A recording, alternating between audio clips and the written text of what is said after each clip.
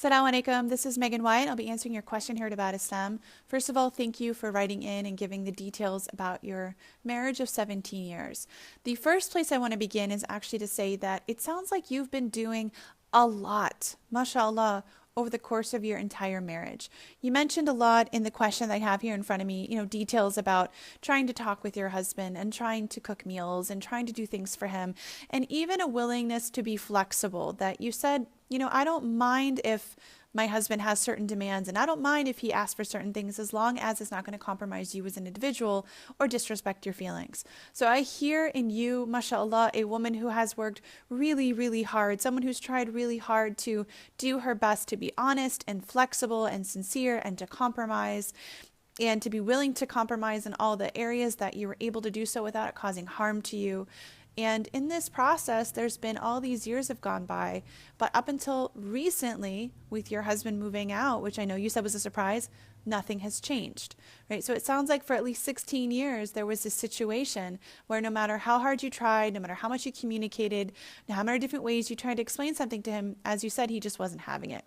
And one of the issues you mentioned was that he seemed to have a really strong mentality, and you mentioned marrying someone from the Middle East. So I just want to bring up here that a lot of times when we look at marital issues, we often look at the place of origin and think this is the problem.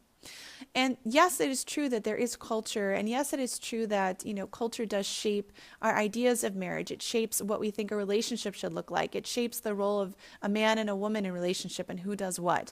Culture definitely has an impact on that. So does our family of origin, right? The way you were raised in your family may have shaped the way you choose to be a wife. Either you're going to follow your parents' model, or maybe you're going to do the opposite of your parents' model. And same thing for your husband, right?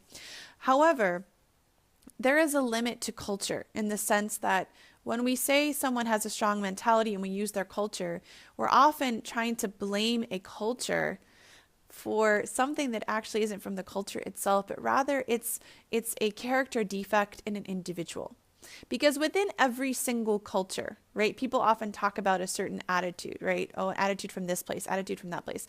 In every single culture, there are really amazing, awesome, wonderful people and people that aren't so good and people in the middle. And that is a universal thing. So there are certain issues which are culturally driven. And in my work with couples, I've been able to work through some of those things and look at whether or not does the couple want to hold on to a certain value that one particular spouse believes is correct because it's what they were taught from their family, or perhaps you could say a cultural norm. Every couple has to decide if the values they're holding on to or the values that are guiding their marriage are the ones that are working for them as a husband and wife, if it's supporting them in intimacy. But in your husband's case, I'm not getting so much the sense of culture as much just there's something in his character. There's an emotional struggle with him, a psychological struggle going on, perhaps even a spiritual struggle going on. Because when somebody is micromanaging another person and they are constantly trying to be in control of everything, right? And I'm guessing it's not just with you that he's like that. With the way we show up in our relationships is often the way we show up in other places in our life too, right? The feeling of needing to be in control all the time is probably something that is just what defines your husband as a person.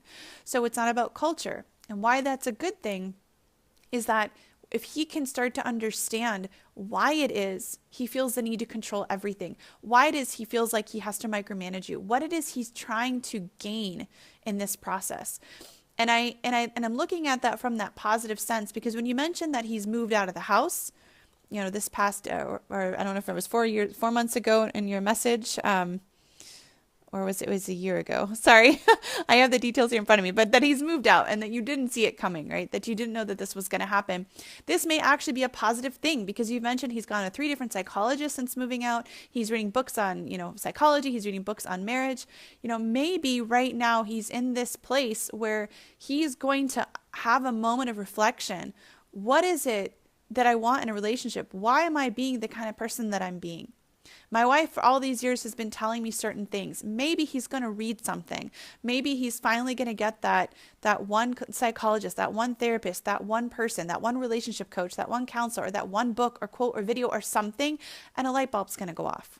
Now, it's up to you whether or not you want to wait and see if that light bulb moment is going to happen or not, right? Nobody can tell you you definitely should stay, or you definitely should go because, hey, it's been 17 years and look at what you've got. You mentioned having, that it was a sexless marriage. That means that both of you have really, both people, not just you, both of you guys are miserable. Neither person is able to meet the other's emotional needs. There isn't a lot of joy and happiness. And I'd be curious, if there was any connection or warmth at all between the two of you. And if so, where did it show up? Did it show up through the kids? Or no, in general, like you said, he just kind of went and did his thing, was alone a lot. Clearly, he's struggling with something. So from this place where you're at right now, the question is, what can you do? Or maybe, what should you do? Because you mentioned you're feeling lost and confused. What you can do is, first of all, make dua. Ask Allah subhanahu wa ta'ala to grant your husband a light bulb moment, some kind of information, some knowledge to help him see something that he's not been able to see all of this time. Right? This is a man that is high on certainty. He needs a lot of certainty in his life to function.